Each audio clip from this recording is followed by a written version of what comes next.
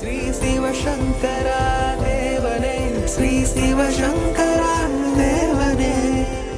சங்கரம் சிவசங்கரம். Question from Govindan sir. இன்று 1 February 2026 Thaipusam பௌர்ணமி. முருகப்பெருமானுக்கு அன்னை பார்வதி ஞானவேல் அளித்து அருள் புரிந்த வலிமை வாய்ந்த திருநாள். வள்ளலார் தான் வாழ்ந்த காலத்தில் 7 திரைக்கு பின்னால் நான் கண்ட அதிசயம் என்னென்று சொல்வேனடி, ஒரு ஜோதிமலை உண்டாச்சுதடி என்றுதான் சொன்னாரே தவிர அவர் கண்ட அதிசயம் அவருக்கு மட்டுமே தெரியும், மக்களுக்கு தெரிய வாய்ப்பில்லை. ஆனால் அவர் வாழ்ந்த காலத்திலேயே 1872 ஆண்டு தைப்பூசத்தன்று வடலூர் சத்தியஞான சபையில் 7 திரைகளை விலக்கி மக்களுக்கு ஜோதிட தரிசனத்தை மக்களுக்கு காட்டுகிற வைபவத்தை அவரே தொடங்கி வைத்தார். அதுவே இன்று வரை அங்கு கடைபிடிக்கப்பட்டு வருகிறது. இதன் மூலம் தான் கண்ட ஜோதி தரிசனத்தை தத்துவார்த்த ரீதியில் மக்களுக்கு சொல்ல விரும்பினாரா, அல்லது தான் கண்ட ஜோதி தரிசனத்தின் ஒரு மினியேச்சர் ஃபார்மை மக்களுக்கும் காண்பிக்க விரும்பினாரா? இது ஒரு சினிமாவில் பாக்யராஜ் கற்புடைய பெண்கள் பேர் சொல்லுங்கன்னு உடனே அவங்க கண்ணகி, கோபிரந்தேவி அந்த மாதிரிலாம் சொல்லுவாங்க. அவன் சொல்லுவான், அங்கே இருந்த மற்ற லேடிஸ் இருக்காங்க இல்லையா, ஒய்ஃப்ஸ், மதர்ஸ், அவங்களை கூப்பிட்டு உங்களெல்லாம் கற்பில்லைன்னு சொல்கிறான், உதயங்கன்னுவான். அந்த மாதிரி உலகத்தில் முருகன் இல்லாத ஆளே கிடையாது. நம்ம எல்லாருடைய நெஞ்ச குகையில் இருப்பதனால்தான் அவன் குகப்பெருமாள் அப்படின்னு பேர். குகன் நெஞ்ச குகையில் இருக்கிறவன். நம்முடைய முதுகு தண்டில் குண்டலினி எனர்ஜின்னு சொல்கிறேன் இல்லையா, அதுவாக இருக்கிறவனே முருகன் தான். மக்களுக்கு உயர்ந்த விஷயங்கள் புரியறதில்லை. அவங்க இந்த கோயிலில் இருக்கிற சிலை, கேலண்டரில் மணிவேலு, முனிரத்னம், கொண்டைராஜு வரைஞ்ச படங்களை பார்த்துக்கின்னு முருகர் அப்படி தான் இருப்பாங்கன்னு நினைக்கிறாங்க. முருகர் அப்படிலாம் இருக்க மாட்டார். முருகர் ஆக்சுவலாக ஒரு பாம்பு மாதிரி இருப்பார். அவர் பேரே நாகசுப்ராயடு, நாகசுப்ரமணியன்.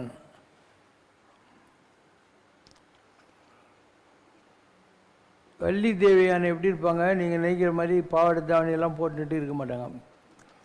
அவங்க 2 மயில் மாதிரி இருப்பாங்க. இதுதான் முருகர். ஒரு மயில், மயில் மேலே ஒரு 3ஆம் நம்பர் இருக்கு இல்லையா, அதுதான் வடமொழியில் ஓம். ஓம்னு வடமொழியில் இருக்கு இல்லையா, அதுதான். இதுதான் முருகருடைய ரியல் ஃபார்ம். மயில், மயில் மேலே பாருங்கள் ஓம். இதுதான் முருகருடைய ஃபார்ம். இது நிஜமாக யாருக்கு கடவுளை தெரியுமோ அவங்களுக்கு தெரியும். அதை விட்டு இந்த கேலண்டர்லேயும் இந்த கல்லையும் கடவுளை பார்த்துன்னு உட்காந்துக்கிறவனுக்கெல்லாம் எப்பயுமே அதுதான் அவனுக்கு புரியுமே தவிர ஹையஸ்ட் லெவல் புரியறதே கிடையாது. இது கைலாயம். இது வரைக்கும் உலகத்தில் என்ன தவிர இது யாரும் காட்டினதே இல்லை. இங்கே சிவன் நிற்கிறாரு, சிங்கம், இங்கே பார்வதி கையில் கிளி, கரும்பு வில்லு, முருகன் நாக வடிவத்தில் இருக்கார். இதுதான் யாக்கு. இது தலைக்கு மேலே இருக்கிற பிறை. இது 2 மயில், வள்ளி தேவி யானை. இது கைலாயத்தில் இருக்கக்கூடிய மணி, கண்டாபரணர் பேர். இதுதான் கைலாயம். அப்போ முருகருங்கிறவர் யார்? நம்முடைய முதுகுத்தண்டில் குண்டலினி சக்தியாக இயங்கி கொண்டிருக்கார். இந்த உலகத்தில் இருக்கிற எல்லா ஜீவராசிக்கிட்டையும் முருகர் இருக்கார். நான் வேறு எனாது இருக்கும், நீ வேறு எனாது இருக்கும், பவதீதம் மருள்வாயம்னோ. முருகா, நான் வேறு இல்லை, நீ வேறு இல்லை, அந்த நல்ல எண்ணத்தை எனக்கு கொடு அப்படின்னு அர்த்தம். நான் வேறு இல்லை, நீ வேறு இல்லைன்றவன். மக்களுக்கு ஒரு சாதாரண படிநிலையில் இருக்கிற விஷயங்கள் தான் புரிகிறதே தவிர பெரிய விஷயங்கள் புரியறதில்ல. நீங்களே சின்ன வயசில் நடக்கிறதுக்கு குழந்தையாக இருந்தபோது சிரமப்பட்டிருப்பீங்க. அதனால் கிராலர்னுவாங்க, நடவண்டி. அதை வாங்கி அந்த நடவண்டியை பிடிச்சிக்கிட்டு நீங்கள் இப்படி சுற்றி வருவீங்க. அதில் வட்டமாக வர்றதும் இருக்குது, நேராக போகிறதும் இருக்குது. இப்போ நீங்கள் அந்த நடவண்டியை வச்சுக்கிட்டு போனீங்கன்னா உங்களை கல்லால் அடிப்பாங்க. அதனால் ஆரம்ப நிலையில் இதெல்லாம் தேவைப்படுது. இந்த மயில், எலி, யானை இதெல்லாம் ஆரம்ப நிலையில் இருக்கிறவங்களும் தேவைப்படுது. நிஜமான ஞானத்தை முருகன் யார்? ஞான பூதரத்து உச்சிருங்கிறான். ஞானத்துக்கு ஒரு மலை இருந்து அதுக்கு ஒரு கிளிஃப் இருந்தால் அதுதான் முருகப்பெருமான்ன்றது. ஞான பண்டித சாமி நமோ நம. ஒரு உயர்நிலைக்கு போகிற போது நான் வேறு எனாது இருக்கும், நீ வேறு எனாது இருக்கும்ங்கிற நிலை என்னன்னு நமக்கு புரிஞ்சிடும். இப்போ எந்த முருகனை நாம் தேடி அலைஞ்சிக்கிட்டு இருக்கோமோ அவன் நமக்குள்ளேயே இருக்கான்னு தெரிஞ்சிடும். இன்னும் சொல்லப்போனால் எந்தெந்த கடவுளுடைய வடிவங்களெல்லாம் நாம் தேடி அலையிறோமோ அதெல்லாம் நம்மகிட்டே இருக்குன்னு தெரிஞ்சிடும். அதாவது இருக்கும் இடத்தை விட்டு இல்லாத இடம் தேடி எங்கெங்கோ அலைகின்றார் ஞான தங்கமேன்னு ஒரு சினிமா பாட்டு இருக்கும். 2 வரி. இருக்கும் இடத்தை விட்டு இல்லாத இடம் தேடி எங்கெங்கோ அலைகின்றார் ஞான தங்கமே, அவர் ஏதும் அறியாரடி ஞான தங்கமே. இப்போ எல்லாமே இந்த உலகத்தில் இருக்கிற எல்லா ஜீவராசிகள்கிட்டையும் முருகப்பெருமான் இருக்கார். இருக்கிற இடம் வித்தியாசப்படும். இப்போ நாம் இருக்கோம்னா நம்முடைய மனசு சந்திரன், நம்முடைய இதய குகை இருக்கு இல்லையா, ஹார்ட், அதுதான் முருகப்பெருமாள், குகப்பெருமாள் அப்படிங்கிறது. இந்த 5 விரல் இருக்கு இல்லையா, இது இந்திரன். நம்முடைய பாதங்கள் விஷ்ணு. நம்முடைய கண்கள் சந்திர சூரியர்கள். நம்ம மூக்கில் போய்ட்டு இருக்க காற்று தான் வாயு பகவான். நம்ம சாப்பிட்ற போது ஜீரணிக்குது இல்லையா நெருப்பு, இந்த இடத்துல கேலரின்னு சொல்கிறீங்க, அதுதான் அக்னி பகவான். அப்போது உலகத்தில் இருக்கிற எல்லா தெய்வசக்திகளும் நம்மக்கிட்டே இருக்குது. நாம் நம்மக்கிட்ட இருக்கிற தெய்வத்தை உணர்வதை விட்டுட்டு எப்போ பாரு இந்த கல் காயுதம் இதெல்லாம் கட்டிக்கின்னு அதுன்னு உட்காந்து இருக்கும். So if you really want to become an enlightened soul, ஒரு ஞானி ஆக வேண்டும் என்று சொன்னால் நீ உனக்குள்ளே தேடணும். வெளியே இருக்கு இல்லையா, அதுக்கு அண்டம்னு பேர். உனக்குள்ளே இருக்கு இல்லையா, இதுக்கு பிண்டம்னு பேர். அண்டத்தில் உள்ளதெல்லாம் பிண்டத்தில் உள்ளது. வெளியே எதையெல்லாம் தேடுறியோ உங்கள்கிட்டயே இருக்குது. ஒன்றுமே வந்து அதில் கண்ண முடியும் இப்படி உட்காந்துட்டா போகிறோம். ஞானத்தை அடைவதற்காக கைலாசில் ஒரு காம்படிஷன் வச்சாங்க, ஞான பழத்தை. பிள்ளையார் சிவனையும் பார்வதியும் சுற்றி வந்துட்டு அம்மையப்பன் தானே உலகம், உலகம்தானே அம்மையப்பன் அப்படின்னு ஞான பழத்தை வாங்கிட்டார். முருகர் மயில் மேல் ஏறி உலகமெல்லாம் சுற்றுறாரு. இப்போ என்ன கன்செப்ட் இது, உலகம் பூரா இருக்கிற கடவுளை தேடினா லேட் ஆகும், உனக்குள்ளேயே இருக்கிற கடவுளை தேடினா சீக்கிரம் கிடைக்கும் அப்படிங்கிறத உணர்த்துறதுக்காக தான் இந்த ஞானப்படம். இல்லைன்னா முருகனுக்கும் பிள்ளையாருக்கும் மாம்பழத்தை தவிர வேறு வேலை இல்லையாண்ணா இல்லையா. இதெல்லாம் சொல்கிறதுக்கு காரணம் இதுதான். எல்லாமே அப்படி தான். எல்லா ஜீவராசிகள்கிட்டையும் கடவுளுடைய ஒரு எனர்ஜி இருக்குது. ஒரு பசுமாடு இருக்குன்னா அந்த பசுமாட்டினுடைய பேக் சைடில் மகாலட்சுமி இருக்கா. அந்த பால் சுரக்கிற இடம், அது சாணி போடுற இடம், கோமியம் ஊற்றுற இடம், இதெல்லாம் மகாலட்சுமி. ஏன்னா அந்த காலத்தில் உங்களுடைய ஓடோமாஸெல்லாம் கிடையாது. சாணி போட்டு வீட்டை பெருக்குவாங்க, அதுதான் இன்செக்டிசைடுன்னு சொல்லக்கூடியது. சாணியில் தான் பிள்ளையார் பிடிச்சி வச்சு கும்பிடுவாங்க. கோமியத்தை வீடெல்லாம் ஸ்ப்ரிங்கிள் பண்ணுவாங்க. அந்த பாலை வச்சு பால், தயிர், நெய், மோர் இதெல்லாம் பண்ணுவாங்க. அதனால் மகாலட்சுமி என்பது பசுமாட்டுக்கு பேக் சைடில் வச்சாங்க. உனக்கு எங்கே வச்சாங்க, இந்த இடத்துல வச்சாங்க. ஏன், உனக்கு தலைமையில் மகாலட்சுமி வச்சா திமிரு பிடிச்சி நீ அலைஞ்சி கெட்டு போவ. அதனால் உன்னுடைய இதயத்தில் இருக்கிற போது நெஞ்சம் சுரக்க அருள்வாயன்னு அருணகிரி சொல்கிற மாதிரி கருணை இங்கே இருக்கணும். அப்போ தான் நாம் எல்லாருக்கும் தான தர்மம் பண்ணுவோங்கிறதுனால மகாலட்சுமி நம்மகிட்ட இங்கே வச்சாங்க. ஹயக்கிரிவர் இருக்கு இல்லையா, குதிரை மூஞ்சி, அதுக்கு ஃபேஸில் வச்சாங்க. அதனால தான் இந்த மாத்துவ மடாதிபதிங்கெல்லாம் இப்படி தட்டை தலைமையில் வச்சுன்னு உட்காந்து இருப்பாங்க. அந்த குதிரை 2 தோல் மேலே 2 காலை வச்சுட்டு அந்த தட்டில் இருக்கிற சாப்பிடும். அதனால் உலகத்தில் எல்லாத்துலேயும் கடவுள் இருக்கார். இருக்கிற இடங்கள் வேறு வேறு. அதுக்கு பின்னால் ஒரு சிக்னிஃபிகன்ஸ் இருக்குது. காரண காரியங்கள் இருக்கின்றன. இதெல்லாம் உனக்கு எப்போ தெரியும், நீ கடவுளை வெளியில் தேடுறதை விட்டு உள்ளுக்குள்ளே தேட ஆரம்பிக்க வேண்டியிருக்கும். இப்போதைக்கு நீ வெளியே தான் தேடின்ற. ஒரு கோயிலுக்கு போகிற, அந்த கோயிலில் அபிஷேகம் நடக்குது, இல்லை அர்ச்சனை நடக்குது, கற்பூரம் காட்டுறாங்க, நீ அதெல்லாம் இப்படி பார்த்துக்கிட்டு உட்காண்ட்ருக்க. ஏன் அவ்வளோ கஷ்டப்படுற, உங்கள்கிட்ட தான் உட்காந்துக்குது எல்லாம். இதை யார் அறிந்து கொண்டார்களோ அவங்க எல்லாமே முருகன் தான். கொடிமகான் இருந்தார், அவர் முருகன். நக்கீரன் இருந்தார் இல்லையா, முருகன்கிட்ட சண்டை போட்டு அந்த ஆளு முருகன். அருணகிரிநாதன் முருகர், பாம்பன் சுவாமிகள் முருகர், ரஜினியில் இருக்கிற பாலமுருகன் சுவாமி முருகர். இந்த மாதிரி முருகன் இல்லாத ஆளே கிடையாது. யாரெல்லாம் தவம் செய்கிறாங்களோ எல்லாருக்கும் முருகர் கிடைப்பார். அந்த வகையில் சிவசங்கர் பாபாவும் முருகன். என்னை பற்றி அகஸ்தியர் சொல்லுவார், இஷ்டமான வேலவனை தொழவே வேண்டாம். யாருக்கெல்லாம் முருகனை பிடிக்குமோ அவங்கெல்லாம் முருகனை கும்பிடணும்னு அர்த்தமே இல்லை. இடரகல உந்தனையே தொழுதால் போரும். அவங்க கஷ்டம் தெரிஞ்சதுக்கு உன்னை கும்பிட்டா போகிறோம், முருகர் உங்கள்கிட்டையும் இருக்காரு அப்படிங்கிற மாதிரி. அப்போ ஒரே நேரத்தில் ரத்னகிரி சாமிக்கிட்ட முருகர் இருக்கார், கோடிசாமிக்கிட்ட இருந்தார், எங்கிட்ட இருக்கார் எல்லாம். கோடிசாமி ஒருத்தர் என்ன பழனிக்கு போ அப்படின்னு எழுதி கொடுத்தாரு. நான் பழனிக்கு போய் முருகனை பார்த்துட்டு போகர் சமாதிக்கு வெளியே இந்த பில்லர் ஒன்று இருக்கும், அங்கே உட்காந்து தியானத்தில் இருக்கேன். அப்போ 4 அடி தூரத்தில் கோடிசாமி வந்து ஃபிசிக்கலாக உட்கார்றாரு. அவர் 120 மல்லி தள்ளி பொள்ளாச்சி புறைப்பாளையத்தில் இருக்கார். அவர் மறைஞ்ச அந்த இடத்துல 4 அடி உயரத்தில் ஒரு தங்கத்தில் சிவலிங்கம், அதிலிருந்து முத்து மணிக்கம் எல்லாம் வைரம்லாம் அப்படியே பளிச்சுன்னு அடிக்குது. அங்கேருந்து நான் நேராக புறைப்பாளையம் போனேன். சாமி என்னை இதுக்கு போக சொன்னீங்க பழனிக்கு, அங்கேயும் நீங்கள் தான் இருக்கிறீங்க அப்படின்னேன்.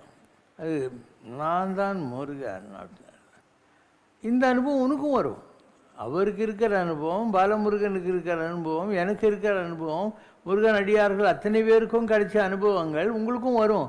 நீங்கள் பார்க்குற இடம் தப்பு, அட்ரஸே தப்பு. முன்சாமி ஒரு செகண்ட் மெயின் ரோடு 13ஆம் நம்பரில் போய் தேடுறத நீ அந்த அட்ரஸில் தேடாது எங்கெல்லாம் தேடினா உனக்கு எங்கேருந்து கிடைக்க போகுது? அதனால் முருகன் எல்லாருக்கும் பொது தான், யாருக்கும் முருகனுடைய கருணை இல்லாத கிடையாது. நான் கடவுளை தேடி அலைஞ்ச காலத்தில் எவ்வளவோ மகான்களெல்லாம் பார்த்துருக்கேன். அப்போ இந்த சேலம் ஸ்கந்தாசிரமம்னு ஒரு இடம் இருக்குது, அங்கே ஒரு பெரிய மகான் இருந்தார். புதுக்கோட்டை சாந்தானந்த சுவாமிகள் பேர் இருக்கு. அவருடைய பரமகுரு தான் இவர் ஜட்ஜி சதாசிவ பிரம்மேந்திரான்னு சொல்கிறது, சேந்தமங்கலத்தில் இருந்த சாமி. இது வந்து குரு பரம்பரை, பெரிய நிலவர். ராமாயண காலத்தில் அவர் விஸ்வாமித்திரராக இருந்தார். அதனால் எனக்கு நான் மகேந்திரகிரி காட்டுக்கு போகணுங்கிற போது அதில் வந்தது, இதுக்கு முன்னால் நீ ராமராக இருந்த, அப்போ உன்னை எல்லா இடத்துக்கும் கூட்டின்னு போன விஸ்வாமித்திரர் இப்போ அவர் தான், அதனால் நீ அவர்கிட்ட ஆசீர்வாதம் வாங்கின்னு காட்டுக்கு போ, அங்கே துர்கா 18 கையோட பூர்ண பிரதிஷ்டை ஆகிருக்கு அப்படின்னு வந்துச்சு. நான் அவரை பார்க்கறதுக்கு போனேன். சேலம் ஸ்கந்தாசிரமம், சேலத்துக்கு 4 மைல் முன்னால் உடையார்பட்டியில் இறங்கி கொஞ்சம் நடக்கணும், அவ்வளோதான். ஸோ நம்ம போகிறோம். நம்ம போகிற போது அதுக்கு முன்னே தான் எனக்கு காயத்ரியோட தரிசனம் கிடச்சிது. காயத்ரியோட தரிசனம் கிடச்சிது. நான் அந்த அம்மா காலை கூட தொட்டு கும்பிட்டேன். அந்த ஹீட்டை கூட என்னால் ஃபீல் பண்ண முடிஞ்சது. நான் உள்ளே நுழையிற போதே அந்த விஸ்வாமித்திரர் தானே காயத்ரி மந்திரத்தை உலகத்துக்கு கொடுத்தவர், அவர் தானே அது. அதனால் நான் போகிற போது அவர் சொல்கிற முதல் வார்த்தை காயத்ரி மகாமந்திரமாகும் அப்படின்னாரு. காயத்ரி தான் பெரிய மந்திரம் அப்படிங்கிறது. அதுக்கப்புறம் அவர் சொல்கிறாரு, உங்களுக்கு நான் ஒன்றுமே சொல்ல அவர்கிட்ட, அவராக சொல்லினே வர்றார். மகாராணியே அனுகிரகம் பண்ணுற நிலையில் நீங்கள் இருக்கேள், இந்த சேனாதிபதி எதுக்கு கட்டின்னு அழுகுறேன் அப்படின்னாரு. மகாராணின்னா பராசக்தி, அவளே உங்களுக்கு பிளெஸ்ஸிங் பண்ணுற தவம் உங்கள்கிட்ட இருக்குது, நீங்கள் இந்த சேனாதிபதி நாயர் முருகன் எதுக்கு பிடிச்சின்னு இருக்கேள் அப்படின்னு சொன்னார். நிஜமாக தான் சொன்னார். அவரே வந்து பராசக்திக்கு எதிரில் ஒரு முருகனுக்கு சிலைலாம் வச்சுருக்காரு. முருகன் செவ்வாய்ங்கிறதுனால அதை சுற்றி மீதி 8 கிரகத்துக்கும் சிலை வச்சுருக்காரு, எல்லாம் வச்சுருக்காரு அவர். ஆனால் அவர் சொன்னது மகாராணியை அனுகிரகம் பண்ணுவா, நீங்கள் சேனாதிபதி கட்டின்னு இருக்கணும். இன்ஃபேக்ட் அவர்கிட்ட 2 பேர் இருந்தாங்க. அவங்க 2 பேரும் அண்ணா நகரில் எனக்கு வீடு, என்கிட்ட வந்தாங்க. நீங்கள் வந்துட்டு போன உடனே சுவாமி எங்ககிட்ட சொன்னார், இவன் ரொம்ப பெரிய ஆளாக வரப்போகிறான், இவனை நம்ம ஃபோல்டில் கொண்டாந்துடணும் அப்படின்னாரு. ஃபோல்டு கொண்டாடுறதுன்னா என்ன, அந்த அம்பாள் உபாசனை அந்த மார்க்கத்தில் இவனை கொண்டு வரணும், இவன் ரொம்ப பெரிய ஆளாக போகிறான் அப்படின்னு. நான் சொன்னேன், ரொம்ப சந்தோஷம் இவ்வளோ பெரிய மகான் அப்படி சொல்கிறாருங்கிறதுல அப்படின்னு. அவங்க சொன்னாங்க, நீங்கள் வாங்கோ சாமிக்கிட்ட உங்களுக்கு ஏகாட்சரம் புவனேஸ்வரி மந்திரம் உபதேசம் கொடுக்கணும்னு சொல்கிறார் அவர் அப்படின்னாங்க. அதுக்கு என்ன வாங்கிக்கிறேன்னு. நீங்கள் அப்போ வேறு எந்த உபாசனையும் பண்ணக்கூடாது அப்படின்னு. நான் சொன்னேன், ஏற்கனவே சடாட்சரம் அஷ்டாட்சரம் பண்ணின்னு இருக்கேன். அப்போது அரசனை நம்பி புருஷனை கைவிட்ட கதைன்னு இருக்குது எங்கள் ஊர் பக்கம். நான் பண்ணிகிட்ருக்கிறத விட்டு அவர் கொடுக்குறாருன்னு சொல்லி இன்னொன்று எடுத்துக்க மாட்டேன், நான் பண்ணுறது கூட சேர்ந்து அதையும் பண்ணுறேன்னு. அப்போனா நீங்கள் அவரை தான் பார்க்கணும், ஏன்னா அவர் கொடுப்பாரான்னு தெரியாது. அவர் வந்து தெய்வம் ஒன்று என்றது, அது ஒன்று என்றதுன்னு ஏக தெய்வ உபாசனை தான் அவர் சொல்லுவார் அப்படின்னாங்க. இது ஒரு உதாரணம். நான் என் வழியில் போனேன், எனக்கு எல்லாமே கிடச்சிச்சு.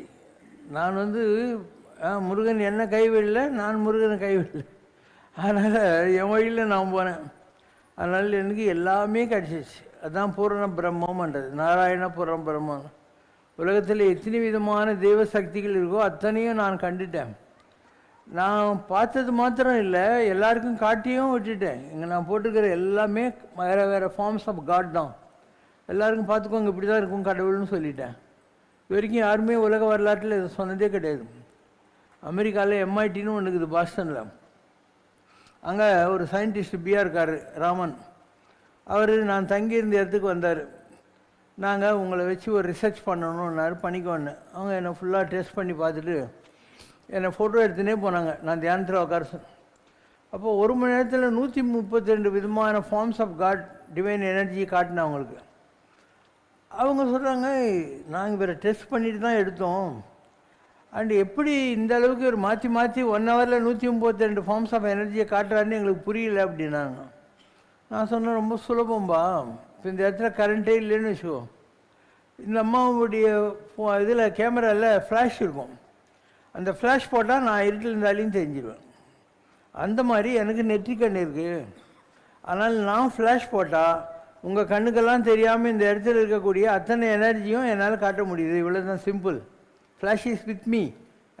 அந்த அந்த இது உங்களுக்கு புரிஞ்சாக்கா இந்த கன்செப்ட் புரிஞ்சிடும் அப்படிங்கிற வார்த்தையை சொன்னேன்.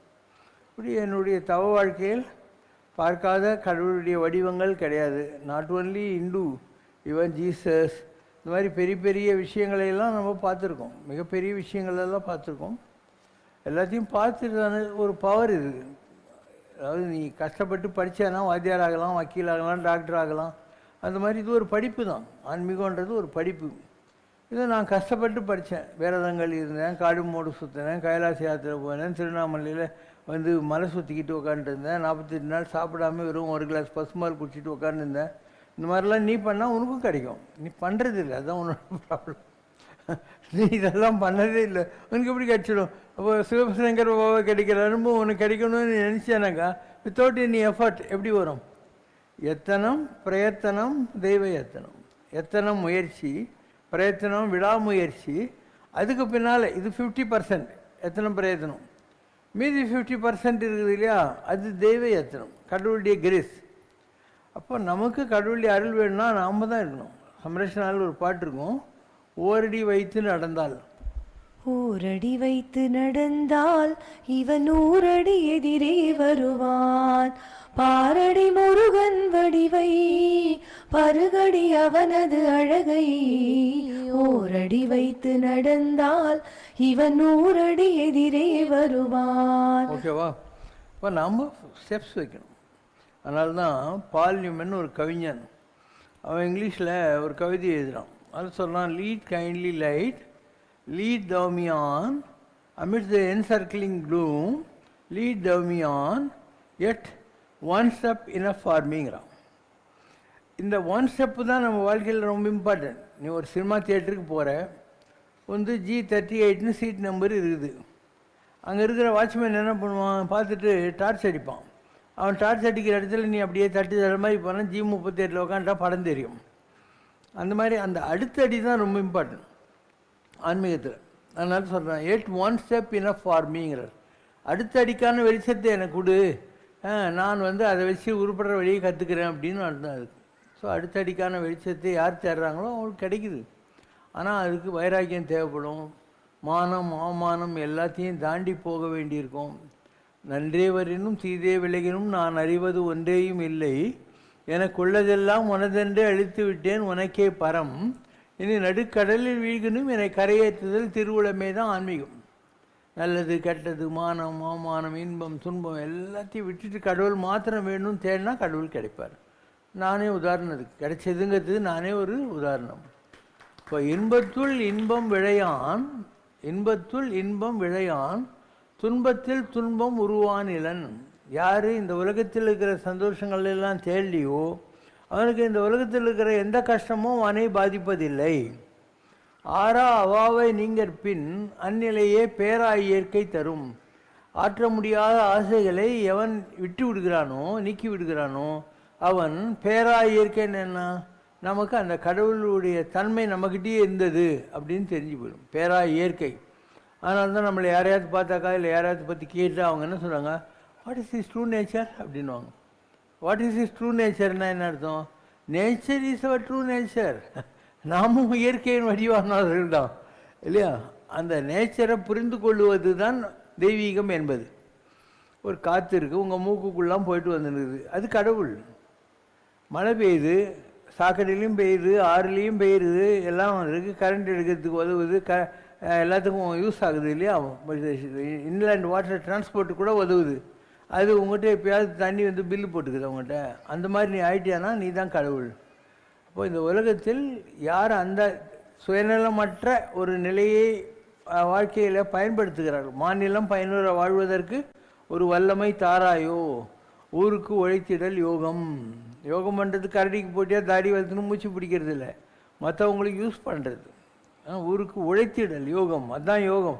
சும்மா இப்படி வச்சுக்கிட்டு நான் தியானம் பண்ணுறேன்னு இப்படி பார்க்குறாங்களா எல்லோரும், அதெல்லாம் யோகத்துக்கெல்லாம் வரவே வராது. ஞானம்ன்றது எவ்வளோ பெரிய விஷயம்.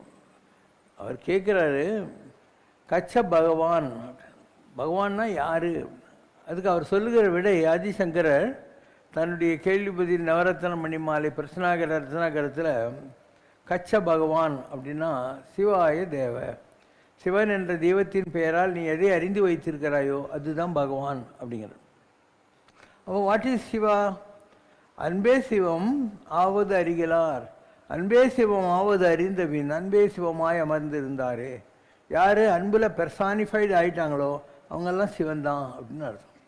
இப்போ நீங்கள் ஒவ்வொரு கோயிலுக்கும் போகிறீங்க, அந்த கோயிலில் மயிலாப்பூருக்கு போனீங்கன்னா என்ன சாமின்ற கபாலீஸ்வரர், படம்பக்கநாதர், ராமநாதீஸ்வரர், காசி விஸ்வநாதர், இப்படி ஒவ்வொரு சிவன் கோயில்லையும் ஒவ்வொரு பேர் சொல்கிறாங்களா இல்லையா, சந்திரமௌலீஸ்வரர், இப்படி ஒவ்வொரு சிவன் கோயிலையும் போகிற என்ன சாமின்ற உனக்கே நல்லா தெரியுது அங்கே ஆவுடையார் மேலே லிங்கம் தாங்குதுன்னு, நீயே கேட்குற என்ன சாமின்னு, அவனும் ஒரு பேரை சொல்கிறான், நீ அதை கேட்டுட்டு இப்படின்னு வந்துருக்கிற. ஏன்னா அவங்க எல்லாருமே வேறு வேறு தான்.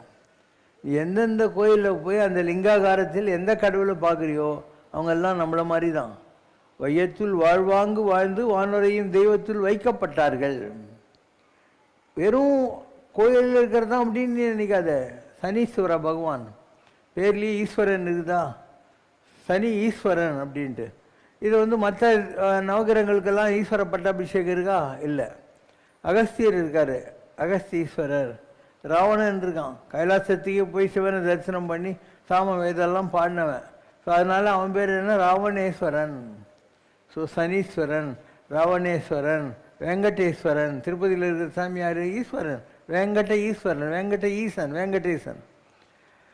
இப்படி எல்லாரும் சிவநிலையை அடைய முடியும், எல்லாரும் சிவநிலையை அடைவது சாத்தியம்தான். ஆனால் அதுக்கு தடையாக இருப்பது உங்களுடைய சுயநலம்தான். அன்பே சிவம் ஆவது அறிகிறார். அப்போ what is love? Love is equal to selflessness. எந்த சுயநலமும் இல்லாத ஒரு பாங்கு, ஒரு குவாலிட்டி இருக்கு இல்லையா, அதுதான் Sivan. Love is equal to selflessness, சுயநலம் இன்மை. What is self? Self is equal to lovelessness. அன்பே இல்லாமல் இருக்கிறது இல்லையா, அதுதான் சுயநலம். எல்லாம் எனக்கு வேணும் எனக்கு வேணும் எடுத்து ஒழிச்சு வச்சுக்கிறது. எனது பிள்ளை எனது பெண்டு என்று சொல்லுகிற சிறியதொரு கடுகு உள்ளவன் அப்படின்னு பாரதிதாசன் சொல்லுவார். அதை தாண்டி மேலே போய் தொல்லுலக மக்கள் எல்லாம் ஒன்றே என்னும் தாய் உள்ளம் தனி உள்ளம் தனிலன்றோ இன்பம் இன்பம் என்கிற நிலையை அடைவது இல்லையா, அதுதான் நாம் சிவனாகவே மாறுவது என்பது. இப்போ நீங்கள் சிவனாக மாறினா, இப்போ நான் காட்டுற மாதிரி எல்லா கடவுளையும் உங்களால் காட்ட முடியும். நீங்கள் ஒரு ஹியூமன் லெவலில் இருந்து தேடினா கிடைக்காது. முல்லா நசுருதீன் ஒரு ஆள் இருந்தான், அந்த ஆளுடைய கழுதை காணாமல் போச்சு. அவன் என்ன பண்ணான், 2 கை முன்னால் வச்சு 2 கால் பின்னால் வச்சுன்னு கழுது மாதிரி குடு குடு குடுன்னு ஓடினான். ஒரு கிணத்துக்கிட்ட போய் கரெக்டாக நின்ட்டான். பார்த்தா அந்த கிணத்துக்குள்ளே கழுதைச்சு. எல்லோரும் முல்லா நீ ஜீனியஸியா, எப்படி அந்த ஐடியா உனக்கு வந்துச்சு அப்படின்னாங்க. அவன் சொன்னான், நான் மனுஷனாக இருந்தபோது கழுதை எப்படி திங்க் பண்ணணும்னு எனக்கு தெரியாது. As a human I don't have the brain to understand the donkey. நானே கழுதியாக மாறினப்புறம் கழுதை எப்படி யோசனை பண்ணணும்னு தெரியும். அதான் கரெக்டாக கழுதைக்கு எடுத்து போய்க்கிறது. அந்த மாதிரி நீ மனுஷனாக இருந்து தேடினா உனக்கு கடவுள் கிடைக்காது. நீயே கடவுள் ஆகி தேடினா உனக்கு கடவுள் கிடைக்கும். You have to become that. இதான் நான் வேறு எனது இருக்கும் நீ வேறு. எனது யானும் வேறாகி யாதும் எவரும் யானாகும் இதய பாவனாதீதம் அருள்வாயே. இந்த இதெல்லாம் மிக உயர்ந்த நிலைகள். யானாகி என்னை விழுங்கி தானாய் தனி நின்றது தற்பரமே அப்படிங்கிறது. மீ அண்ட் மைன் இந்த ரெண்டும் போயிட்டு இந்த உடம்புக்குள்ளே சாமி தான் இருக்காரு அப்படின்றது. யானாகி என்னை விழுங்கி தானாய் தனியாகனா then the body also is non-existent. The Jyoti alone exists in that. எனது யானும் வேறாகி. யானாகி என்னை விழுங்கி என்றார். மீ அண்ட் மைனை சாப்பிட்டுடுது. நீ you don't exist at the time. இதெல்லாம் ஆன்மீகத்தில் நீங்கள் பெறுகிற உயர்நிலைகள். அப்போ இன்றைக்கி முருகருக்கு சொன்னாங்க இவங்க, நீங்கள் 12 மாதம் பாரு, 12 மாதத்தில் தை பூசம் முருகனுக்கா, அடுத்து மாசி பெருமாளுக்கு, மாசி மகம், பங்குனி உத்திரம், அதுக்கப்புறம் வைகாசி விசாகம், ஆடி கிருத்திகை, இப்படி வருதா? ஸோ 12 மாதத்தில் 6 மாதம் முருகனுக்கு தான் இருக்கும், மீதி 6 மாதம் மற்ற ஃபார்ம்ஸ் ஆஃப் காடுக்கு இருக்கும். அதனால் ஏதோ தைப்பூசம்தான் முருகனுக்கு உகந்ததுன்னு நினைக்க தேவையில்லை. அடுத்தது இதில் வருது, வைகாசி விசாகத்தில் வருது, ஆடி கிருத்திக்கு வருது, எல்லாம் வந்துக்கிட்டு தான் இருக்கும். அதனுடைய போக்கில் வந்துக்கிட்டே தான் இருக்கும். அதனால் முருகன் என்பது நீங்கள் பார்க்குற மாதிரி ஏதோ வெளியிலே இருக்கக்கூடிய ஒரு சின்ன பையன் வேல் வச்சுன்னு மயில் மேலே உட்காந்துக்கிறவன் கிடையாது. உங்களுக்குள்ளேயே இருக்கிறவன் தான். உங்கள் முதுகுத்தண்டில் இருக்கக்கூடிய குண்டலினி எனர்ஜி இருக்கு இல்லையா, அதுதான் முருகப்பெருமான் என்பது. உலகத்தில் அது இல்லாத ஆளே கிடையாது. நீங்கள் தவம் செய்கிற போது இந்த பேக்கில் இருந்து எப்படி ஒரு தெர்மோமீட்டர் பாதரசத்தில் ட்ராயிங்னு மேலே ஏறுதோ ஜுரங்கரம் காட்டுறதுக்கு, அந்த மாதிரி ஏறும். ஏறி இந்த தொப்புள் கொடி இல்லையா, இங்கேருந்து 4வது சக்கரத்துக்கு வந்துச்சேன்னா அங்கே தான் முருகர் இருக்கார். முருகனை பிடிச்சிட்டேன்னா அவர் ஹெல்ப் பண்ணி ஒன்று இங்கே கொண்டு போவார். இந்த இடத்துல தான் அம்பாள் இருக்கா, பராசக்தி இருக்கா. பராசக்தி என்ன பண்ணுவான், ஒரு ஏரோப்ளேன் ஆக்சிடெண்ட் ஆகுதுன்னா எல்லோரும் பேப்பரில் where is the black box அப்படின்வாங்க. ஸோ இந்த உடலினுடைய எல்லா ஜென்மங்களுடைய பதிவுகளும் அந்த பிளாக் பாக்ஸ் இருக்குல்லையே இந்த இடத்துல இருக்குது, அதுதான் நீலகண்டம் அப்படிங்கிறது. ஸோ அம்பாள் உனக்கு கோஆப்ரேட் பண்ணால்னா உன் கர்மாவை அழிச்சிருவா. அதுக்கப்புறம் உன்னை இந்த இடத்துல சிவன்கிட்ட கொண்டு போய் சேர்ப்பா. இது 6. நீ சிவனாகவே ஆயிட்ட பின்னால் உனக்கு இந்த இடத்துல இருந்து ஆகாசம் வரைக்கும் ஒரு ஒயிட் பீம் ஆஃப் லைட் போகும். 7 திரைன்றது அதுதான். ஸோ அந்த 7வது திரை தான் மனித வாழ்க்கையின் லட்சியம். அப்போ வள்ளலார் என்ன சொன்னார், 7 திரைக்கு பின்னால் நான் கண்ட அதிசயம் என்னென்று சொல்வேன் அடி. என்ன பார்த்த, ஜோதி மலை உண்டாச்சுதடி. ஜோதியில் ஒரு மலையை பார்த்தேன். அதுக்கப்புறம் என்ன ஆச்சு எனக்கு என்ன தெரியும். நான் பெற்ற பேர் ஓதி முடியாததுன்னு, நான் பெற்ற பேர் சாமி அறிவாரடி. எனக்கு என்ன ஆச்சுன்றது எனக்கே தெரியாது. எனக்குள்ளே அந்த நேரத்தில் சாமி தான் இருந்தார். God was holding me. சாமியே எனக்குள்ளே இருந்தார். நான் பெற்ற பேர் ஓதி முடியாததுன்னு, நான் பெற்ற பேர் சாமி அறிவாரடிங்கிறார். சொல்லிவிட்டு அதுக்கு மேலே அவரால் எக்ஸ்பிளைன் பண்ண முடியல. ஒரு பாகவதர் கச்சேரி பண்ணுறாருன்னா தேவரின் குலம் காக்கும் திருமகனை மதுரை சோப்பு பாடுவார். அதில் இல்லையா, அந்த ஒரு லெவலுக்கு மேலே வர முடியாது. அவர் கை இப்படி தூக்கிட்டாருன்னா அவர் ரொம்ப மேலே போயிருக்காருன்னு அர்த்தம். அந்த மாதிரி நான் பெற்ற பேர் ஓதி முடியாததுன்னு, நான் பெற்ற பேர் சாமி அறிவாரடி. ஐயோ சாமி அறிவாரடி அப்படின்னு முடிப்பார். எனக்கு என்ன தெரியும், சாமிக்கு தான் இதெல்லாம் தெரியுங்கிற மாதிரி. அதே மாதிரி தான் நம்முடைய உடம்பில் இருக்கக்கூடிய அந்த எலக்ட்ரிக்கல் பாயிண்ட்ஸ் இல்லையா, அது தொடப்படுகிற போது, அதிர்வல்கள் உண்டாக்கப்படுகிற போது பேரின்பம் கிடைக்கிறது. எட்டாத பேரின்பம் என்னை விழுங்கி நின்றதுவே அக்கார கடிச்சிரு என்ன சக்கரை பொங்கல் பால்லையே செய்யுது. நான் உன்னை அடைந்து உய்ந்து போனேனே, நான் உன்னை அடைந்தேன், உருப்பட்டுட்டேன், உய்ந்தேன், போனேன், நான் காணாமல் போனேன் அப்படின்னு அர்த்தம். இதுதான் எல்லா முறை என்னை மறந்த நலம் சொல்லாய் முருகா சுரபூபதிங்கிறது. அப்போது சிவசங்கர் பாபா என்பவர் அந்த நிலைகளெல்லாம் எப்பயோ தொட்டுட்டார். எப்போ 1984 to 88 எல்லாத்தையும் அனுபவிச்சிட்டேன். நான் சீனியர். ஆக்சுவலாக முருகர் என்னை மாமான்னு தான் கூப்பிடுவார். நான் முருகர் நேரில் பார்த்துருக்கேன். கைலாசத்தில் சின்ன குழந்தையாக வாட்டர் மார்க்ஸ் எல்லாம் இருக்கிற கல்லுங்களெல்லாம் என் கையில் கொடுத்தாரு. கொடுத்து மாமா இதை வச்சு அப்பாவுக்கு பெரிய கோட்டை கட்டு அப்படின்னாரு.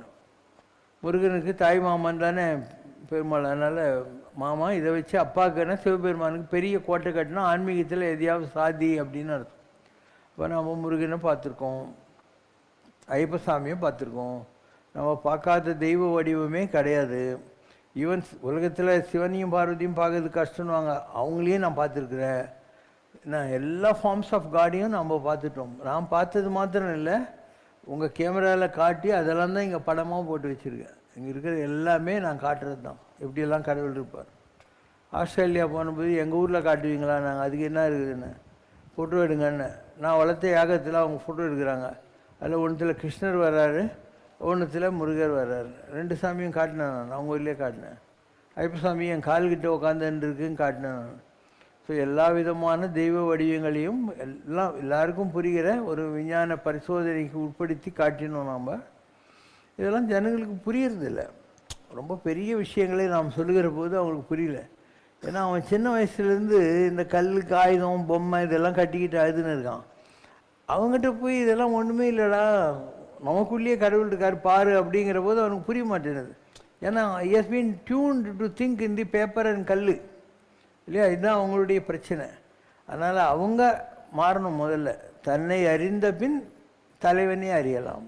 தன்னை அறிய தனக்கு ஒரு தாழ்வு இல்லை. First you have to understand who you are. நீ யாருன்னு முதல்ல தெரிஞ்சுக்கோ. அதுக்கப்புறம் உனக்குள்ளுக்கிற கடவுளுடைய ஃபார்மு, எந்த தெய்வ வடிவம் எங்கே இருக்குங்கிறதும், உன்னால் என்னெல்லாம் பண்ண முடியுங்கிறதும் உனக்கு புரிஞ்சிடும்.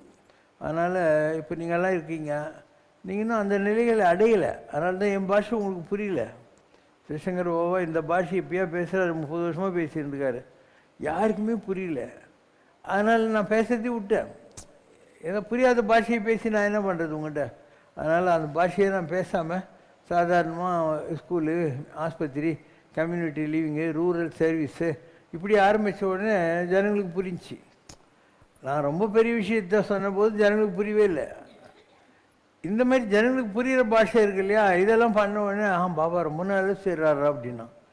நான் ஒரு காலத்தில் எந்த வியாதிக்குன்னு எந்த ஆஸ்பத்திரிக்கும் போகாதரா பாவி, நான் தொட்டாவே நல்லா பண்ணிடலான்னு சொன்னேன். ஷோ கூட கேட்டார், துக்ளக் ஷோ. அது என்ன நீங்களும் எல்லாத்தையும் க்யூர் பண்ணிவிடுவீங்கன்னு சொன்னாக்கா, அப்போ மெடிக்கல் சயின்ஸ் பொய்யான்னாரு. நான் சொன்னேன், மெடிக்கல் சயின்ஸ் பொய்ன்னு நான் சொன்னேன்னாப்பா, இந்த தலைவலி, மூக்கு சளி இதுக்கெல்லாம் உங்கள் மெடிக்கல் சயின்ஸில் ஆஸ்பரோ, அனாசினெல்லாம் வச்சுக்கிறாங்க. ஆனால் கர்ம வியாதிகள்னு இருக்குது.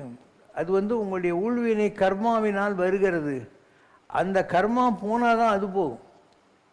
அதாவது நீங்கள் இவ்வளோலாம் பேசுகிறீங்க, ஆஸ்துமாவுக்கு உங்கள்கிட்ட க்யூர் இருக்குதா, சைனஸ்க்கு உங்கள்கிட்ட க்யூர் இருக்குதா, எல்லாம் சின்ன சின்ன விஷயம் தானே. கேன்சருக்கு உங்கள்கிட்ட க்யூர் இருக்கா? இதெல்லாம் கர்மா போகணும். கர்மா போன பின்னால் தான் அது க்யூர் ஆகும்.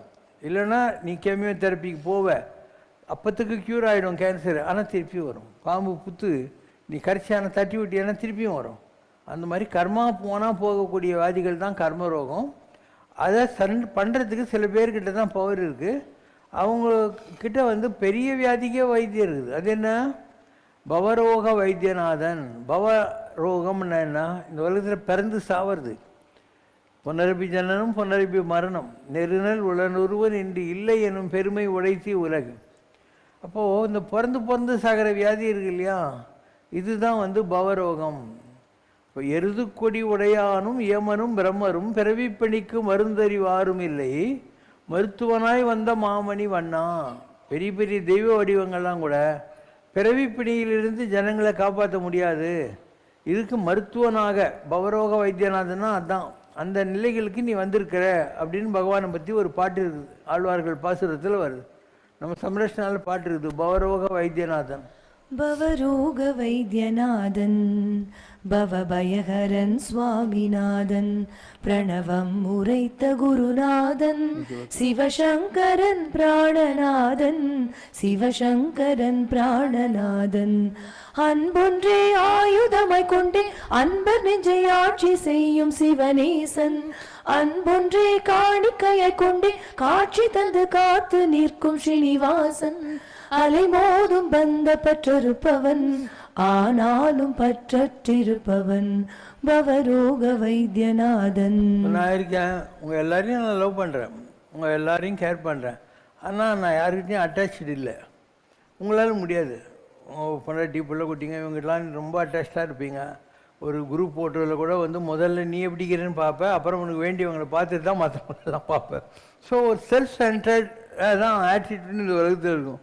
எனக்கு எந்த பந்தமும் எந்த பாசமும் கிடையாது. கல் மாதிரி ஆகிட்டேன், எப்பயோ ஆகிட்டேன். எந்த ஒரு இது கிடையாது, அட்டாச்மெண்ட்டு கிடையாது. ஆனால் எல்லாருக்கும் கேர் பண்ணுவேன்.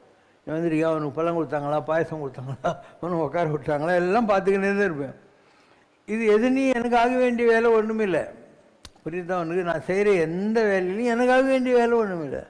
இது என்னுடைய போர்ட்ஃபோலியோ மேனேஜ்மெண்ட்டுன்னு வாங்க. காரண காரியங்கள் இல்லாத ஒரு விதமான அன்பினுடைய பரிமாற்றம், அதை தான் செய்கிறேன். அதனால தான் ஒரு மகனுங்கிற நிலையிலேருந்து கொம்பு மலிச்சு நம்ம மகான்னு ஆகிப்போயிட்டோம். மனிதன் என்ற நிலையிலிருந்து நாம் புனிதன் ஆகிட்டோம். நரன் என்ற நிலையிலிருந்து நாம் நாராயணன் ஆகிட்டோம். இந்த மாதிரி ஆகிறது உனக்கும் பாசிபிள் தான். ஆனால் நீ முயற்சி செய்கிறது இல்லை. You are very presently satisfied. இப்போ உன் லைஃப் எப்படி ஓடுனுது? ஒரு ஸ்கூட்ரு இல்லை காரு இல்லை ஒரு 700 square feet 1000 square feet flat, ஏதோ பேங்கில் கொஞ்சம் துட்டு, உனக்காக ஒரு 4 சொந்தம், இவ்வளோ தான் உன்னுடைய இது highest level of expectations. Decide இல்லையா? எவ்வளோ பெரிய விஷயம்லாம் இருக்குது. ஒரு சாதாரணமாக இருந்த கிருஷ்ணனுக்குள்ளே தான் விஸ்வரூபம் கூட இருக்குது. ஒரு சாதாரணமாக இருந்த ஆஞ்சநேயர்கிட்ட தான் விஸ்வரூபம் கூட இருக்குது. இங்கேருந்து சூரியனே தொடர அளவுக்கு அவர்கிட்ட இருந்தது. பிறந்த போதே ஆஞ்சநேயர் ஆகாசத்துக்கு தாவி சூரியன் ஏதோ ரெட்டு பந்து நெஞ்சு முழுங்க போனார். அப்போ அவரை அடித்து வீங்கின வாயோட பூமியில் தள்ளிட்டாங்க. அஞ்சனா தேவி சொல்கிற, என்ன என் பிள்ளை அழகாக இருந்தாலும் இப்படி பண்ணிட்டீங்களேன்னு. அவங்க சொல்கிறாங்க, அளப்பரிய சக்தி வச்சுருக்கான் இவன், இந்த உலகத்தில் வந்திருக்கிறது ராம கைங்கரியத்துக்காக. அதனால் ராமருக்கு எப்போ இவனுடைய சேவை தேவையோ அப்போ தான் இவனுக்கு தான் யாருன்றது தெரியும், அது வரைக்கும் இவனுக்கு ஒன்றுமே தெரியாதுன்றாங்க. இலங்கைக்கு இப்போ ராவணம் ஒவ்வொருத்தொன்னு நான் இவ்வளோ தாங்குவேன் அவ்வளோ தாவுங்கிறான். அப்போ ஜாம்புவான்னு சொல்கிறான், அப்பா ஆஞ்சநேயா, நீ பிறந்த போதே ஆகாசத்துக்கு போய் சூரியனை முழுங்க பார்த்தாலே இந்த 12 மைல் லங்கைக்கு ஒரு நாள் தாண்ட முடியாதான்னு உடனே இவனுக்கு பார்த்த ஞாபகம் வந்துச்சு. உடனே டொயின்னு போய் லங்கையில் விழுந்தான். அது மாதிரி நம்ம எல்லாருக்கிட்டையும் ஒரு இன்னரண்ட் பொட்டன்ஷியல் இருக்குது. நாமளும் ஆஞ்சநேய மாதிரி தான், நமக்கு தெரியாமல் மறைச்சிருக்கு. அதுக்கு என்ன பேர்? திரோனுபாவம்னு பேர். திரோனுபாவம் என்றால் மறைத்தனால் வருகிற அருளல். Your powers will be hidden from you. அது ஒரு வகையான கிரேஸ் தான். ஒரு ஆள் கடவுள்கிட்ட வேண்டிக்கினே இருந்தான். கடவுள் சொன்னார், மிடாஸ்ன்னு பேர் அவனுக்கு, இவன் என்ன வர வேண்டாம், நான் எதை தொட்டேன்னு தங்கமாயிடணுன்ட்டு. அவன் வந்து பொண்டாட்டி தோறான் தங்கமாயிடுறான், சோறை தோறான் தங்கமாயிடுறான், என்ன பண்ணுறது அதை வச்சுக்கிட்டு இல்லையா? அதே மாதிரி இங்கிலீஷில் ஒரு நல்ல சினிமா வந்துச்சு. அவன் என்ன பண்ணுவான், இப்போ பாரு கடவுள்கிட்ட நான் உன்னை இவ்வளோ கும்பிட்றேன், நீ எனக்கு ஒன்றுமே பண்ணுறது இல்லையேன்னு கேட்டுனே இருப்பான். அப்போ கடவுள் வந்து ஆகாசிலேருந்து இறங்கி வருவார் நீக்ரோ மாதிரி. 24 மணி நேரத்துக்கு நான் பவரெல்லாம் ஒன்று கொடுத்துட்றேன், நீ என்ன வேணால் பண்ணலாம், but you should not play with the emotions of people. ஜனங்களுடைய உணர்ச்சியை நீ எதுவும் பண்ணிடக்கூடாது அப்படின்னு. இவன் சரின்னு. இவன் வந்து ஒரு ரேடியோ ஸ்டேஷனில் டிவி நியூஸ் ரீடராக இருப்பான். அப்போ அங்கே வந்து இவனை விட நல்லா நியூஸ் படிக்கிற ஒருத்தர் இருப்பான். அவன் படிக்கிற நேரத்தில் இவன் போய் தூரம் நின்றுக்கிட்டு அவன் படிச்சுனே இருப்பான். இவன் அப்படின்னுவான். ஒன்று அதில் வந்து அமெரிக்கன் புஷ் நிக்சன் என் சம்மந்தம் இல்லாதெல்லாம் வரும். இவன் இங்கேருந்து பண்ண எல்லாரும் தலையில் அடிச்சுக்குவாங்க, என்னடா நியூஸ் படிக்கிறான் இவன் அப்படிங்கிற மாதிரி. ரோட்டில் வருவான். இவன் எப்போ பாரு ரொம்ப தொந்தரவு கொடுத்துன்னு 4 ரவுடிங்க இருப்பாங்க. இவன் அவங்கள பார்த்துட்டு அவங்க 4 பேரும் ஒருத்தன் குத்திக்கின்னு இருப்பாங்க. அதுக்கப்புறம் இவன் பேப்பரில் ஒரு விளம்பரம் கொடுப்பான், நான் 24 மணி நேரத்துக்குள்ளே யாருக்கு என்னெல்லாம் வேணுமோ ஒரு இந்த முகவரி ஃபேஸ்புக்கில் அனுப்புங்க, 24 மணி நேரத்துக்குள்ளே அதெல்லாம் நிறைவேற்றிடுறேன். லட்சக்கணக்கில் வரும் இவனுக்கு. இவன் தலைமையில் கை வச்சு இவ்வளவு எப்படி ஒரு ஓவர் நைட் நல்லா பண்ண முடியும்னு சொல்லிட்டு யார் என்ன கேட்டுக்கிறாங்களோ எல்லாம் நடக்கணுன்னுவான். ஏழையெல்லாம் பணக்காரன் ஆகிடுவான், பணக்காரன் ஏழாயிடுவான். டோட்டல் இம்பேலன்ஸ் வந்துன்னு சொசைட்டியில். இவனுக்கு ஒரே சந்தோஷம், ஒய்ஃபை இம்ப்ரெஸ் பண்ணும். இவனுக்கு மறந்து போச்சு உணர்ச்சிகளோடு விளையாடக்கூடாதுன்றதுனால.